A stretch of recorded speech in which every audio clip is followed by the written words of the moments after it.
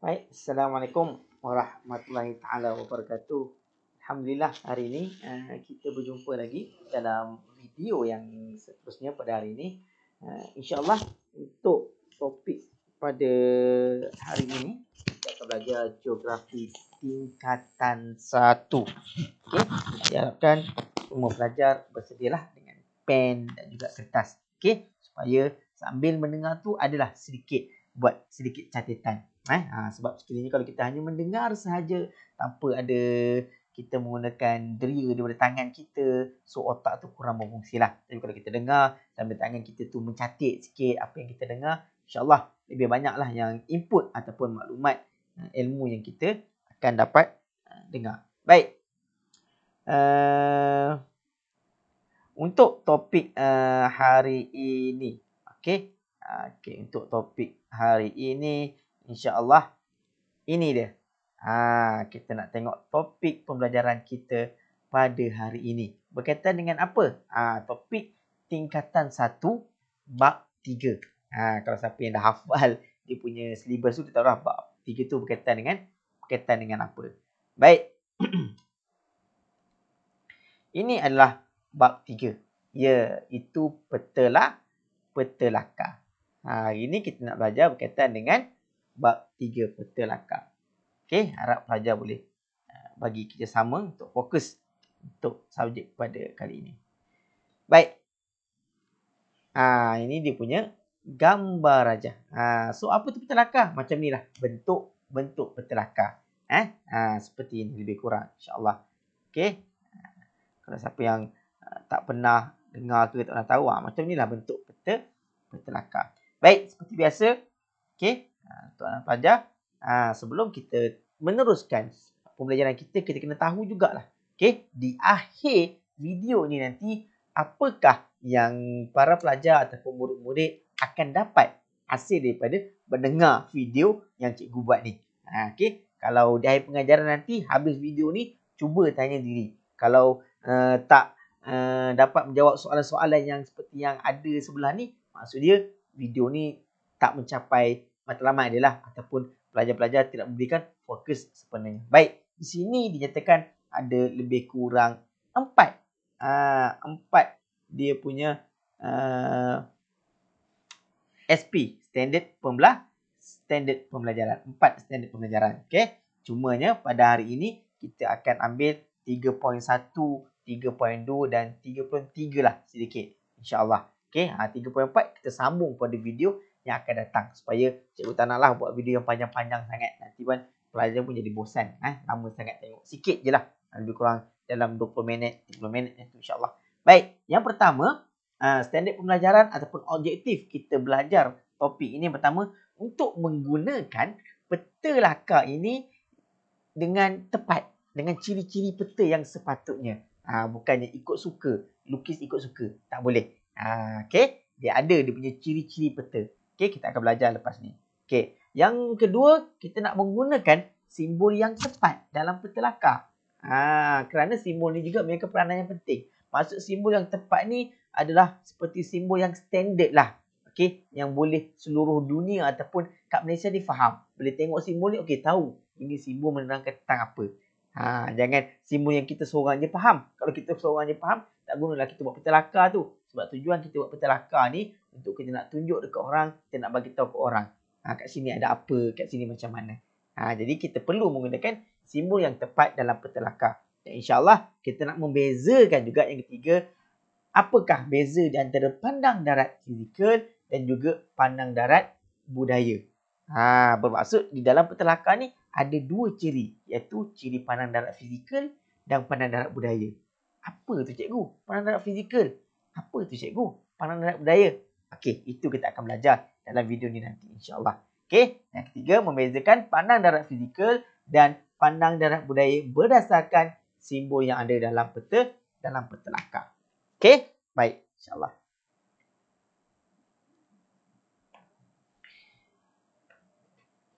Okey, ini dia sedikit pengenalan berkaitan dengan petelaka. So ini adalah petelaka yang lengkap pelajar. Nampak situ. Ini contoh. Okey, contoh petelaka yang lengkap.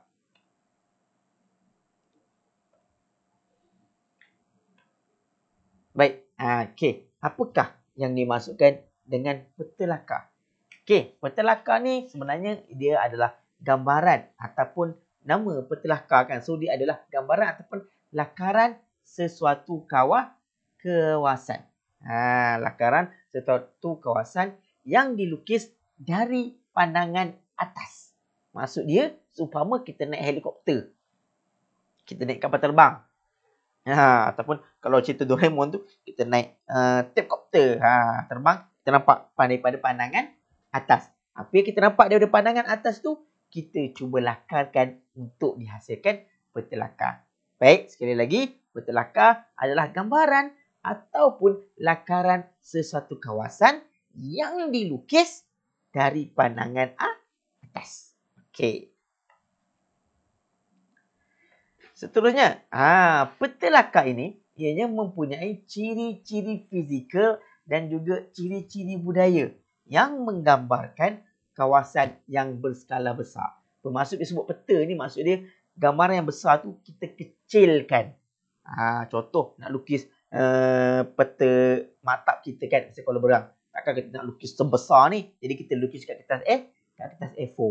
So kita nampak gambaran ni. Samalah juga macam peta lakar. So, dia ada juga ciri fizikal dan juga ciri budaya. Nampak diwarnakan tu berwarna biru. Biru muda. Fizikal dan budaya. Maksud dia, pelajar kena tahu apakah yang dimaksudkan dengan ciri fizikal dan apakah yang dimaksudkan sebagai ciri budaya dalam peta lakar. Dan yang terakhir, peta lakar ni mestilah dilukis dengan menggunakan simbol yang standard. Yang semua orang boleh faham. Biar orang tengok, okey, faham.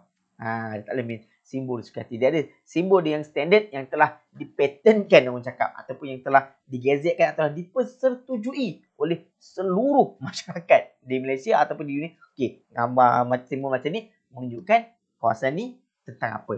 Okey, boleh. InsyaAllah. Baik, okey. Bagaimanakah peta ni dihasilkan? Macam mana peta ni dibuat? Okey. Ini dia kita tunjuk satu. Penghasilan peta ni, okey, kalau ikut sejarahnya, kita belajar sedikit lah sejarah. Okey, penghasilan peta ni telah bermula sejak zaman dulu lagi. Kan ni sekarang ni dah dulu lama dah. Dan peta ni dihasilkan kalau orang zaman dulu-dulu dia tak ada teknologi. Okey, dia tak ada kapal terbang tu semua. Dia dihasilkan melalui pemerhatian kawasan sekitar dan dilukis di atas kertas. Kalau tengok zaman dinasti Cina ataupun zaman Eropah ataupun zaman orang Melayu kita dulu juga, peta ni dilukis oleh orang yang di jalan. Dia pergi perantau sini, dan daripada perjalanan dia tu, di pemandangan dia tu, dia cuma gunakan imaginasi dia untuk membuat lakaran peta. Sebab tu zaman dulu lagi hebat. Tanpa ada teknologi, dia boleh buat lakaran. Dan peta ni hasil melalui pemerhatian kawasan sekitar. Contoh dia nak buat peta tentang Kuala Berang. Bila luas sekitar kawasan Kuala Berang ni, habis seluruh curug dia pergi. Dan setiap daripada pemerhatian dia buat catatan dan dihasilkan peta. Dan dilukis di atas kertas. Dan sejarah peta, dia berubah mengikut peredaran masa.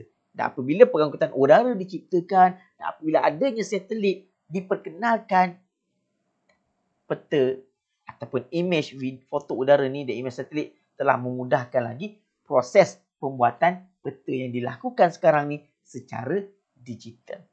Okey, tapi nak ceritanya zaman dulu lagi dah hasil dah ada peta. Cuma peta dulu tu tidaklah setepat peta yang ada sekarang ni, tetapi hampir lebih kurang sebab dulu hanya menggunakan pemerhatian. Kalau dulu ada orang yang bekerja, memang kerja dia khas membuat peta.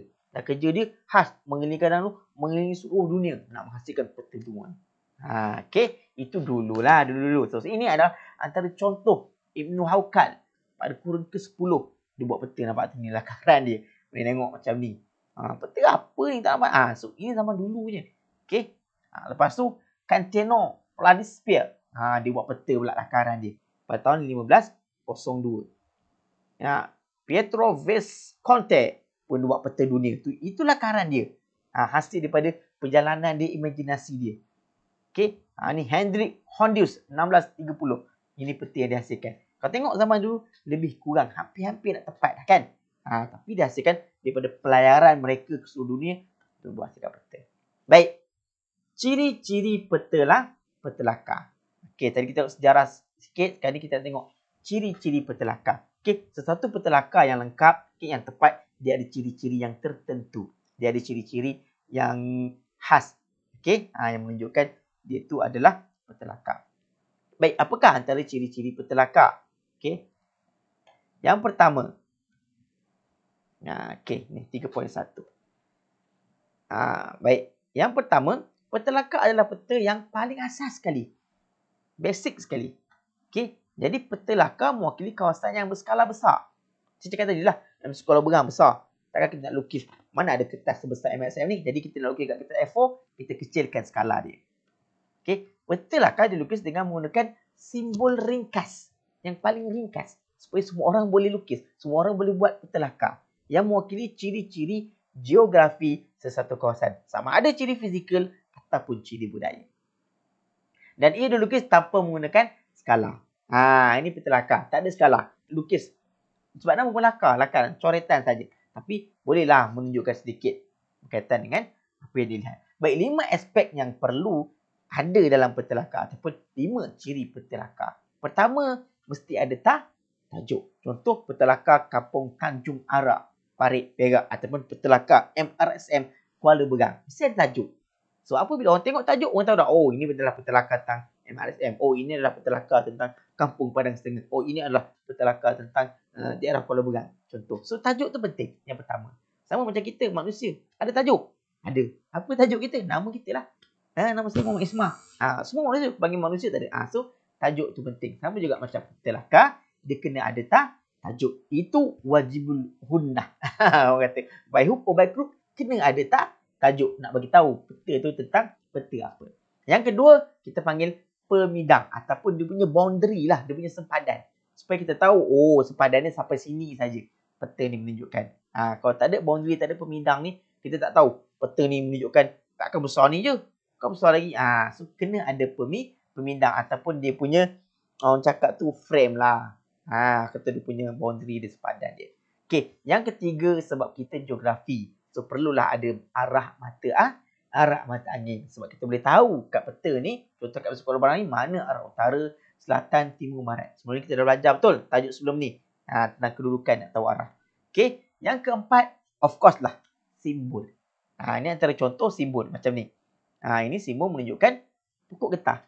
Ini simbol menunjukkan jambatan. Simbol petak-petak menunjukkan pertempatan. So, semua orang boleh lukis simbol ni kan. Basic, asas. Mudah. Yang kelima, kena ada petunjuk. Kadang-kadang tak semua orang tahu simbol ni tentang apa. Jadi, dengan ada petunjuk, kita bagi tahu. Okey ni, kita nampak gambar paya. Oh, ini kontur. So, petunjuk menerangkan simbol itu tentang apa. Kalau orang yang belajar, orang yang khusus dalam bahagian tu, okey, dia tahu. Macam kita belajar geografi, kita tahu simbol ni simbol apa. Kita hafal kan. Tapi ada orang yang luar sana yang tak tahu. Kalau tak ada petunjuk ni, tak tahu kawasan tu kawasan apa. So, kena ada petunjuk. So, ini adalah 5 benda yang perlu ada di dalam petelakar. Okey. Ni contoh yang aktiviti kelas lah. Kita pergi DPR tak sempat lah. Kalau kita secara bersemuka, kita boleh bincangkan macam mana kita nak semua ciri geografi ni dilukis dalam petelakar. Kita contoh macam ni kan, gambar ni. Ini gambar bandar Kuala Berang. Okey.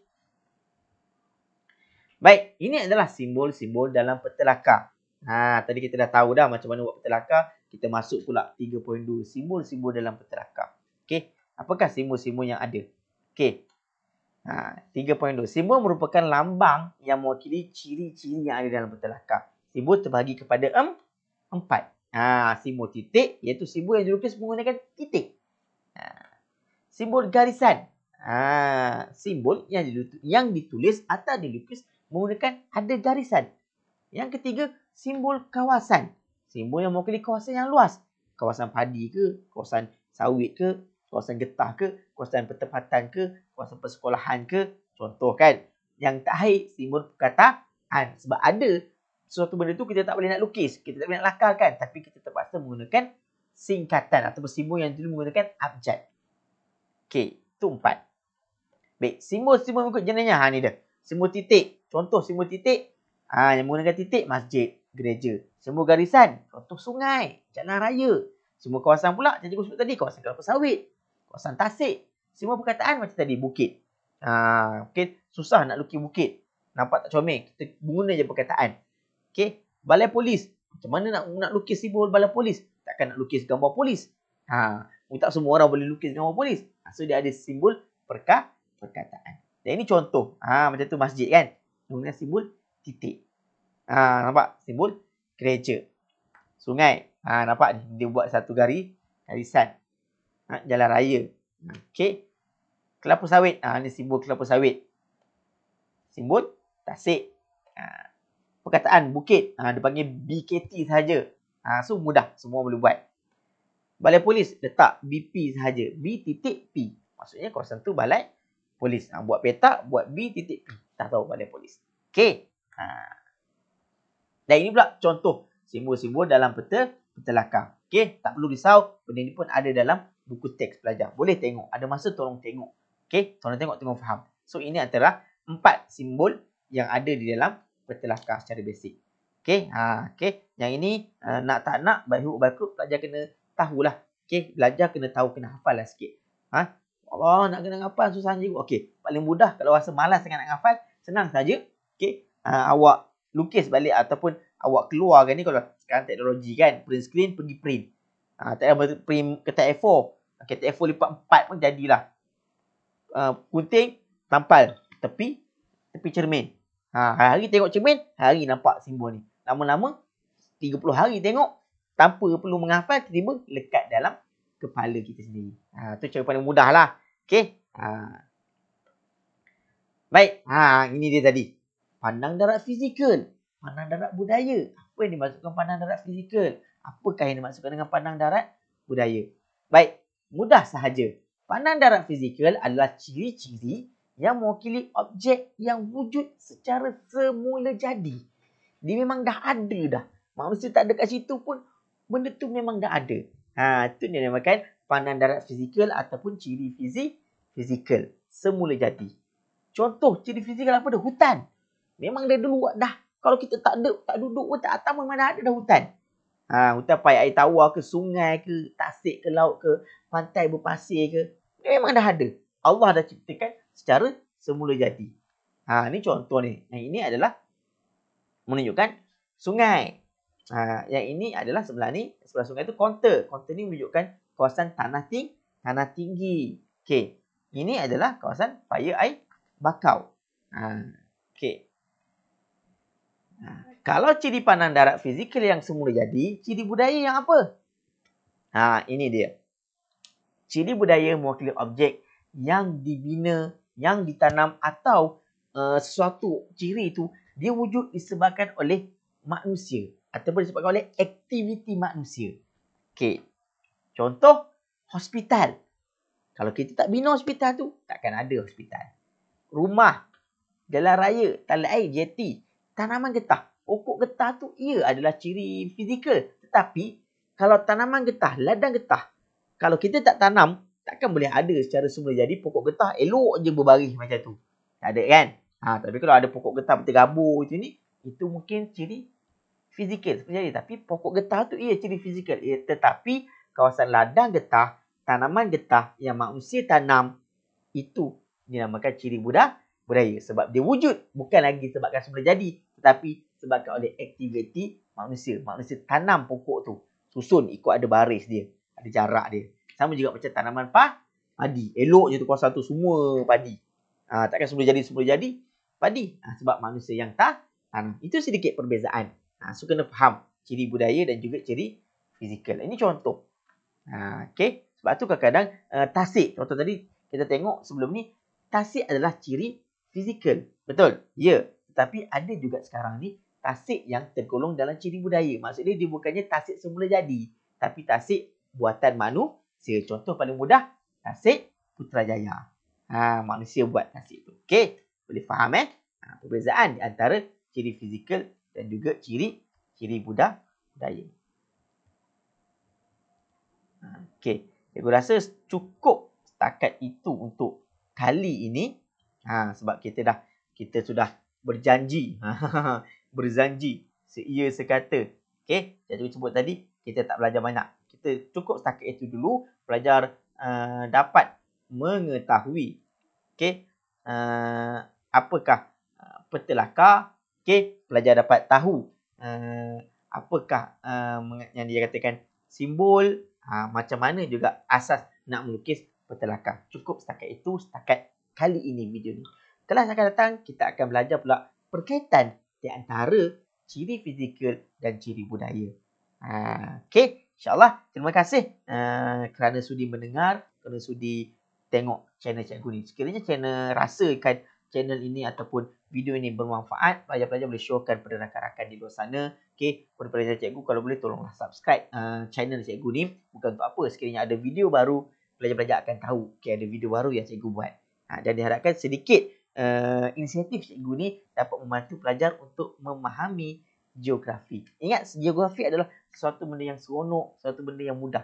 Kerana geografi itu sebenarnya adalah persekitaran kita. Dan geografi itu sebenarnya adalah berkaitan dengan hidup kita. InsyaAllah, terima kasih. Kita jumpa lagi dalam video pengajaran yang akan datang. Assalamualaikum warahmatullahi taala wabarakatuh.